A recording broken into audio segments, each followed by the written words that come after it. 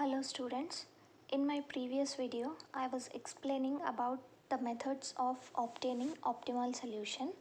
Among those the first method was stepping stone method. So stepping stone method is used to check the optimality of the initial feasible solution that we have obtained using any of the three methods mentioned here, and after that we go for calculating net cost change by introducing unoccupied cells into the solution. And I was also explaining about the steps involved in solving stepping stone method. I have explained in detail about the first step by taking an example. So first step is we have to find out the initial feasible solution and check for degeneracy. This was the example that I have taken. Question: find solution using Vogel's approximation method. Also find optimal solution using stepping stone method. This was the question, and in this way we have obtained initial feasible solution using Vogel's approximation method. And in the next slide I have explained how to check for degeneracy. So what is the formula? It is m plus n minus 1 is equals to number of allocated cells. How many cells we have allocated? 1, 2, 3, 4, 5 and 6. So number of allocated cells are 6. This must be equal to number of rows. How many rows are there? 1, 2, 3 rows plus n. N in the sense number of columns. So 1, 2, 3, 4, m plus n minus 1. So if these two values are equal, then the problem is said to be non-degenerate. Non-degenerate in the sense we can find the optimal solution. If the values obtained are not equal, then the problem is said to be degenerate, which means we cannot find the optimal solution to the given problem. Now let's move on to the next second step in solving stepping stone method. That is, we have to draw a closed path. That means it is called as a loop from an unoccupied cell. We have to find out the unoccupied cell in the solution, and always loop must be traveled in the right angle direction, and for each cell we have to assign plus and minus sign. You are going to understand this in detail. Let me explain the second step of stepping stone method. So this is the solution that we have obtained after solving first step. Next we have to test for optimality. For this we have to draw a loop. Loop is a closed path. Here you can observe, as I have told earlier, always loop must begin with the unoccupied cell. So in the given solution, which is the first unoccupied cell? So S1D2. This is the first unoccupied cell. Unoccupied cell in the sense, in the cell where we have not assigned any units. So from here our loop starts, and it must always take a right angled turn, and always loop must end with the occupied cell. Now loop starts from here. So loop started from S1D2 and it has continued till S1D4 and then till S3D4, and always loop must end with the occupied cell, that means S3D2.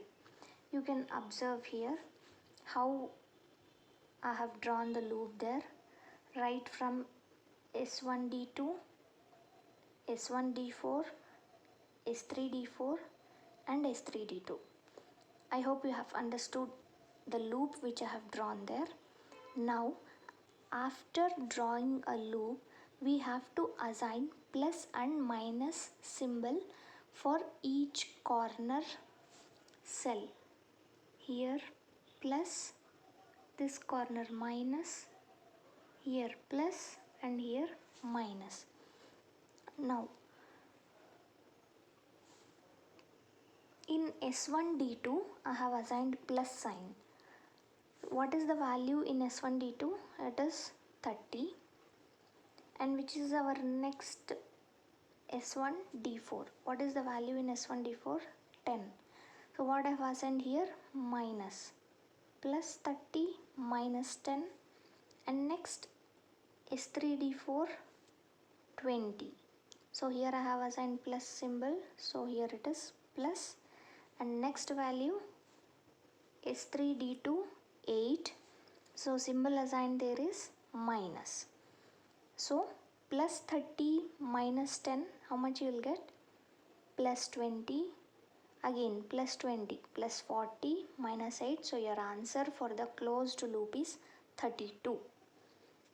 So we have got the net cost change. This is how we are going to calculate net cost change in the stepping stone method. First we have to draw a loop which begins from the unoccupied cell, and then always loop must start with the unoccupied cell, and then it must travel in the right angle direction. For each corner cell we have to assign plus or minus symbol and calculate the values accordingly. So that will be net cost change. So what is the first loop that we have drawn? Starting with the unoccupied cell, traveling towards S1 D4, S3 D4 and S3 D2. So this is our loop. We have found out the net cost change for the first one. Now let us see the next loop, all possible loops that we can draw. So for drawing loop we have to select unoccupied cell. We have completed with this unoccupied cell. Now which is the next unoccupied cell? It is S1 D3. So this is the next unoccupied cell. You can observe here S1 D3. So loop started from S1 D3. Next S1 D4, S2 D4 and S2 D3. As I have told, always loop must end with the occupied cell. Now I have to assign symbol. So here plus minus plus minus. So what is the value here? S1 D3, it is 50. So 50 minus 10 plus 60 minus 40. You can observe here. 50 minus 10 plus 60 minus 40. So net cost change in this case is 60. Yes.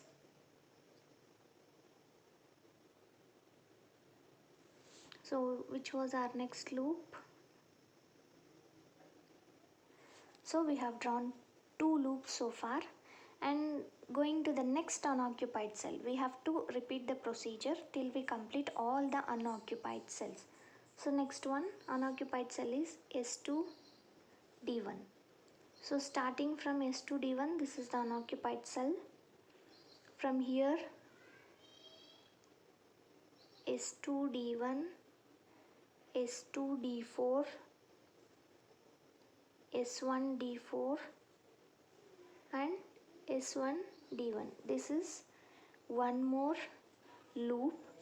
So assign symbols here plus minus plus minus. So 70 minus 60 plus 10 minus 19. So your net cost change will be 1. Have you understood the loop? Let me repeat it. So next loop is starting from here S2 D1. This is the unoccupied cell.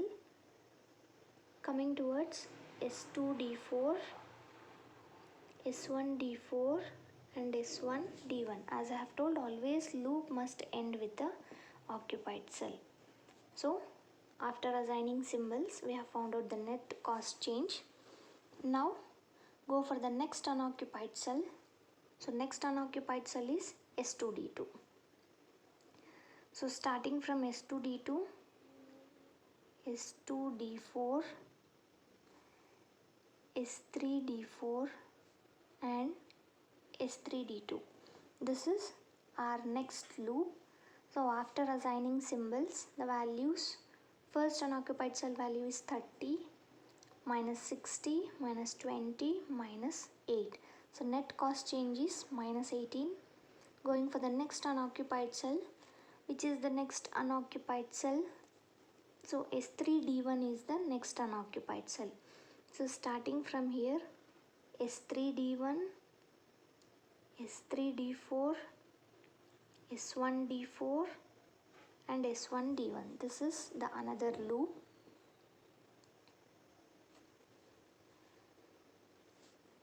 So values 40 minus 20 plus 10 minus 19.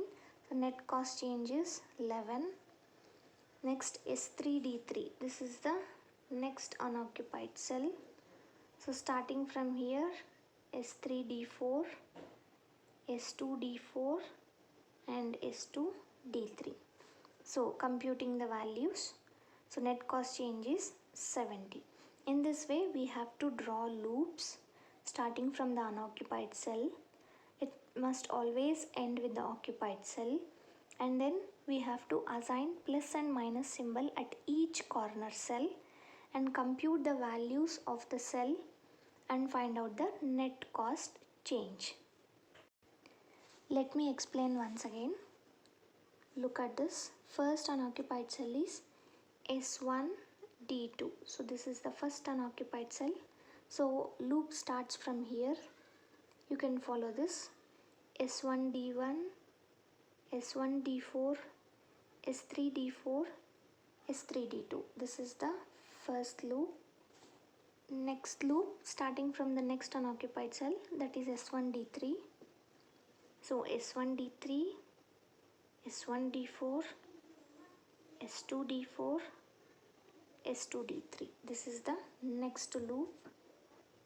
And next unoccupied cell, S2D1. So starting from S2D1, S2D4, S1D4 and S1D1. This is the another loop. And now which is the next unoccupied cell? S2D2. So starting from S2D2, S2D4, S3D4, S3D2. This is the another loop. And next unoccupied cell is S3D1. So starting from S3D1, so S3D1, S3D4, S1D4 and S1D1. This is the another loop. And the last unoccupied cell is S3D3. So starting from here, S3D3, S3D4, S2D4 and S2D3. This is our last loop. So after drawing loops, we have to consider each value and find out the net cost change. Now among the given net cost change, we have to find out the most negative value. So which is the most negative value here? Minus 18. The condition is all net cost change values should be greater than 0. But here in this case, minus 18 we have got it is less than 0. So we have to point out towards S2D2. So as I have told earlier, we have to select the unoccupied cell having the highest negative net cost change. So which is the cell having highest negative net cost change? That is S2D2. So I have selected S2D2. And next we have to draw a closed path from S2D2. So our closed path is this. I have drawn earlier, I have shown it already. And next, select minimum allocated value among the negative position on closed path. See here, this cell we have assigned plus sign, this cell minus sign, here plus sign, here minus sign. This point is telling that we have to select minimum allocated value among the negative position. So here we have two negative positions, this one and this one. Now which is the minimum negative? 2. So 2 is the minimum negative. So that we have to select and assign this value to selected unoccupied cell. So this 2 we have to assign it to the selected unoccupied cell as per the symbol. So here we have plus, so it will become plus 2. Here we have minus, so 2 minus 2, 0. Here we have plus, so 10 plus 2, 12. Here we have minus, so 8 minus 2, 6. So like this, first we have to identify the negative cost change, that is our condition is all the net cost change values must be greater than 0. Here we have minus 18, so we have to select that, and after selecting the value, so corresponding to that this path we have to draw. So like this, after drawing the closed path from the selected cell, already we have assigned symbols plus, minus, plus, minus. So after assigning symbols, among the values, cells, among the cells where we have allocated minus sign, we have to find out the minimum value. Here we have 2, here we have 8. So which is the minimum? 2. So that value has to be added or subtracted according to the assigned symbols. So in this we have to add plus 2, minus 2, plus 2, minus 2. So normally this is an unoccupied cell. So if I add plus 2, it will be plus 2. Unoccupied in the sense I have not assigned any units there. Now I am assigning plus 2, so it will become plus 2, and here already 2 units are assigned. As the assigned symbol is minus, I am doing minus 2, it will become 0. Here plus 2, so 10 plus 2, it will become 12. Here 8 are assigned, I have to do minus 2, so 6 units will be remaining.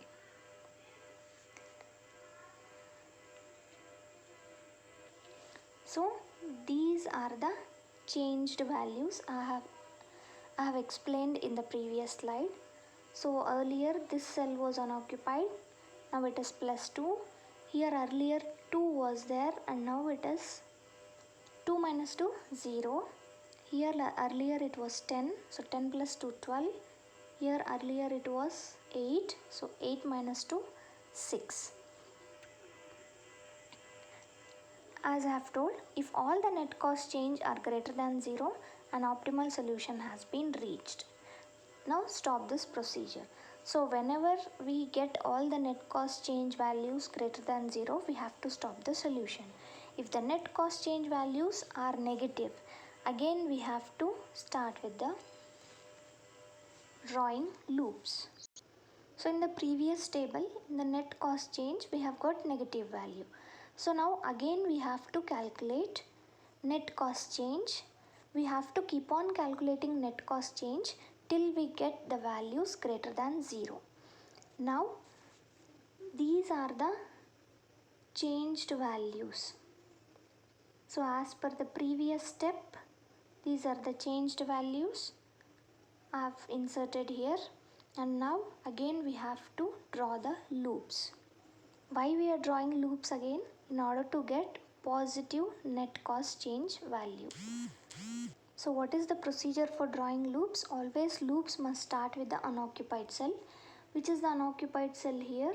S1, D2. So our loop starts from here, S1, D2. So observe the path, S1, D2, S1, D4, S3, D4 and S3, D2. This is the path. So as usual, assign symbols plus, minus, plus, minus. So 30 minus 10 plus 20 minus 8. So value is 32. So our unoccupied cell S1D2, S1D4, S3D4, S2D2. So here plus, minus, plus, minus. To each corner cell you have to assign symbols alternatively. So 30 minus 10 plus 20 minus 6. Your answer net cost change is 32. And next unoccupied cell is S1D3. So starting from here, S1D3, S1D4, S3D4, S3D2, S2D2, S2D3. So always loop must end with the occupied cell. So what is the value? You can observe here. Next unoccupied cell starts here. You have to draw the loop as I have explained. So here in detail the paths are given. So when we observe the net cost change, all values are positive. So no need to repeat the procedure again. We have reached the optimal solution. If in this procedure, if you get negative value of net cost change, then you have to again draw the closed paths, loops, and then you have to continue the procedure. Thank you.